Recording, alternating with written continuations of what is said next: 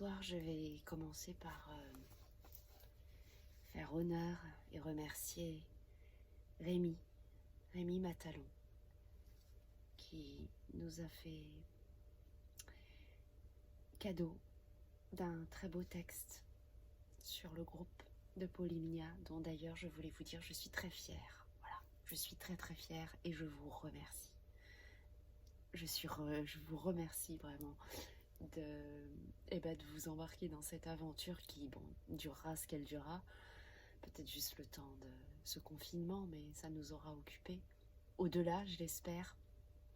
Voilà, histoire de décloisonner, histoire de se faire plaisir et de nous permettre de nous rencontrer. Voilà. Et je remercie Rémi qui a posté donc ce texte que je vais lire, qui parle d'exil et de Grèce. Le voyage des grands-parents. Ils ont quitté leurs montagnes arides, océans de pierre, terre de feu balayée par les vents asséchants. Ils ont abandonné leurs pauvres richesses, leurs pauvres parents encore plus pauvres, leurs oliviers peut-être millénaires, leurs gestes de tous les jours, aller au puits tirer de l'eau, faire griller les légumes au soleil, traire les maigres brebis.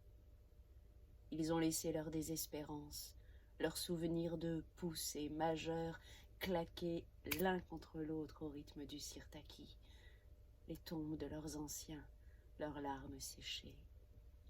Ils ont marché sous le soleil, épuisés, sales, décharnés, assoiffés, jusqu'au Pirée et au-delà, vers un Éden hasardeux. Entassés en cale, bruit de machinerie, chaleur moite et noire, odeur de maladie, épuisement sans répit, impossible sommeil, la peur ronge l'espoir. Des nuits succèdent aux nuits, le roulis succède au roulis. Les premiers corps sont jetés par-dessus bord. Des nuits, encore des nuits. Au bout de ce voyage nocturne, un petit matin qui rosit l'écume et rougit le minuscule caillou qu'ils aperçoivent, enfin, au loin. Et au-delà.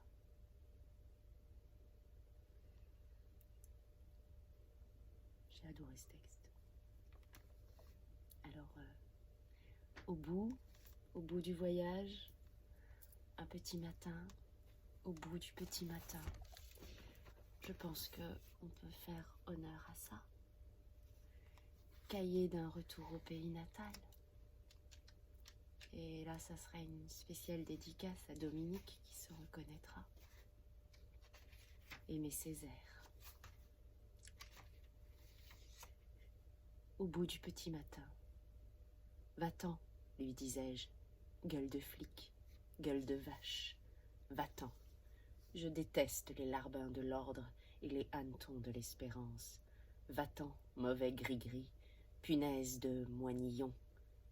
Puis je me tournai vers des paradis pour lui et les siens perdus, plus calmes que la face d'une femme qui ment.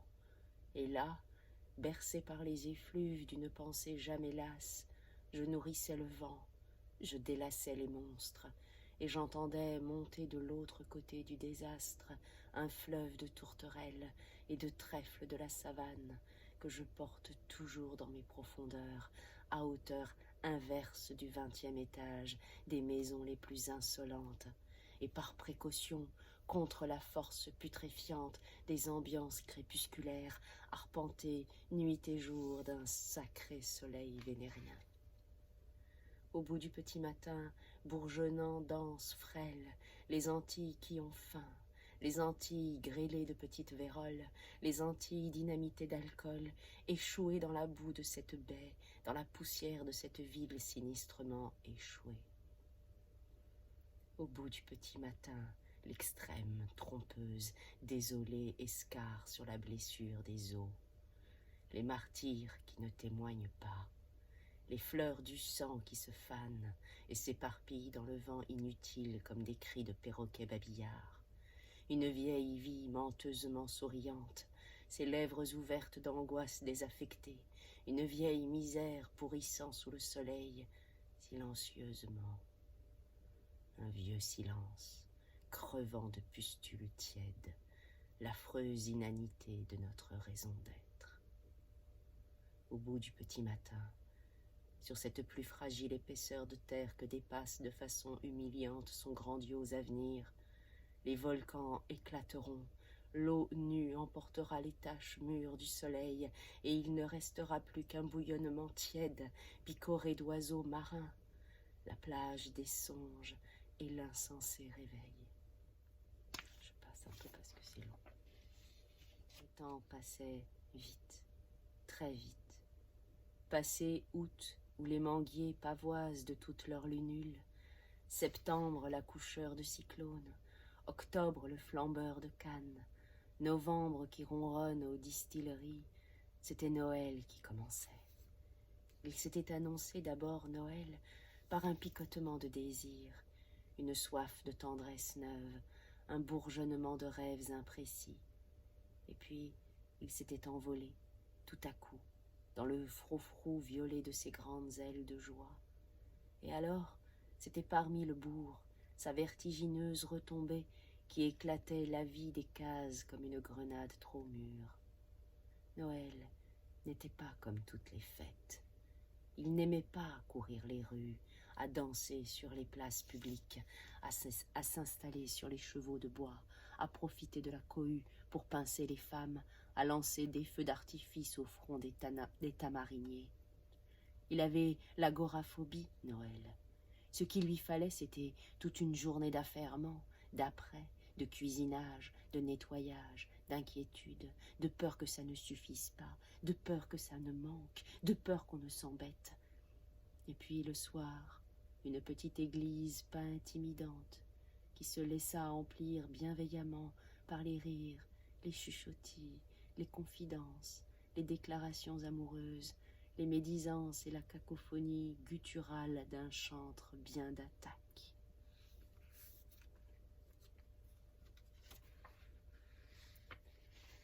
Au bout du petit matin, le vent de jadis qui s'élève, des fidélités trahies, du devoir incertain qui se dérobe, et cet autre petit matin d'Europe.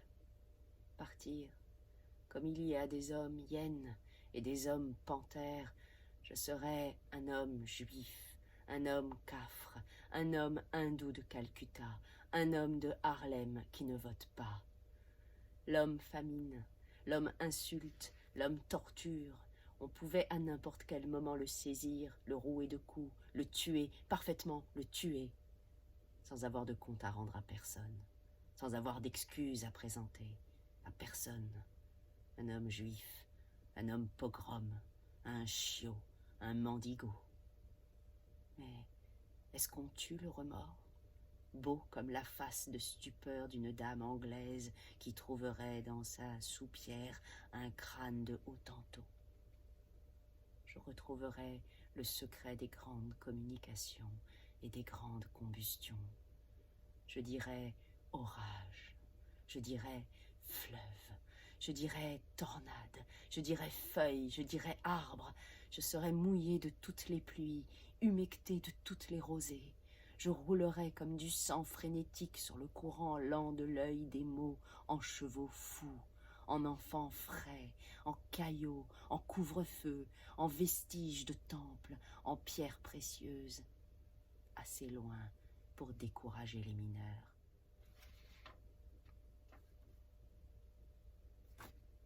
Et vous, fantômes, montés, bleus de chimie d'une forêt de bêtes traquées de machines tordues d'un jujubier de chair pourrie, d'un panier d'huîtres dieux, d'un lacis de lanière découpé dans le beau sisal d'une peau d'homme.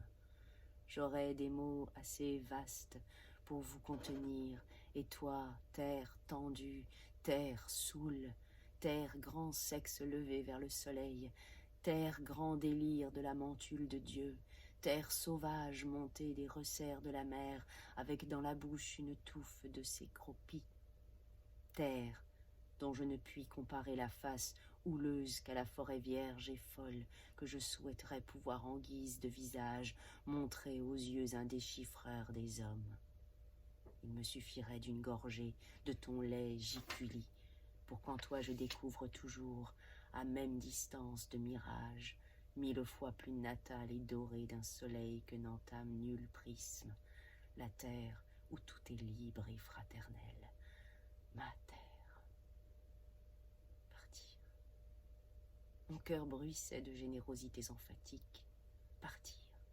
J'arriverai, lisse et jeune, dans ce pays mien, et je dirai à ce pays dont le limon entre dans la composition de ma chair: j'ai longtemps erré, et je reviens vers la hideur désertée de vos plaies. Je viendrai à ce pays mien, et je lui dirai: embrassez-moi sans crainte, et si je ne sais que parler, c'est pour vous que je parlerai.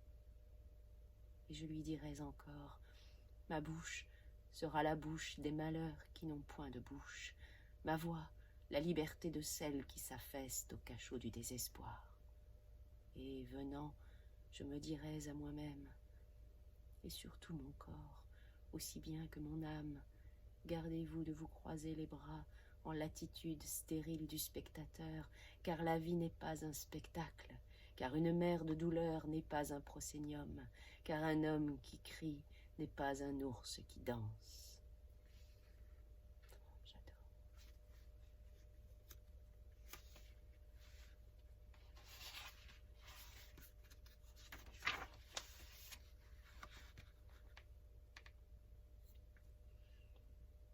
Et il reste à l'homme à conquérir toute interdiction, immobilisée au coin de sa ferveur, et aucune race ne possède le monopole de la beauté, de l'intelligence, de la force, et il est place pour tous au rendez-vous de la conquête. Et nous savons maintenant que le soleil tourne autour de notre terre, éclairant la parcelle qu'a fixée notre volonté seule, et que toute étoile chute de ciel en terre à notre commandement, sans limite. Je tiens maintenant le sens de l'ordalie. Mon pays est la lance de nuit de mes ancêtres Bambara. Elle se ratatine, et sa pointe fuit désespérément vers le manche, si c'est de sang de poulet qu'on l'arrose, et elle dit que c'est du sang d'homme qu'il faut à son tempérament, de la graisse, du foie, du cœur d'homme, non du sang de poulet. Les Blancs disent que c'était un bon nègre, un vrai bon nègre, le bon nègre à son bon maître. Je dis hurrah. C'était un très bon nègre. La misère lui avait blessé poitrine et dos, et on avait fourré dans sa pauvre cervelle qu'une fatalité pesait sur lui qu'on ne prend pas au collet, qu'il n'avait pas puissance sur son propre destin, qu'un seigneur méchant avait de toute éternité écrit des lois d'interdiction en sa nature pelvienne, et d'être le bon nègre, de croire honnêtement à son indignité, sans curiosité perverse de vérifier jamais les hiéroglyphes fatidiques. C'était un très bon nègre.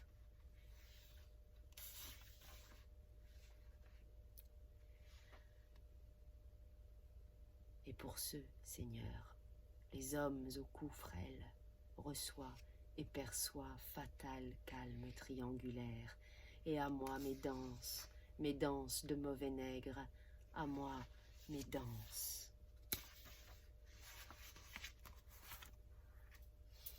J'espère que je n'ai pas trop ratatiné ce texte.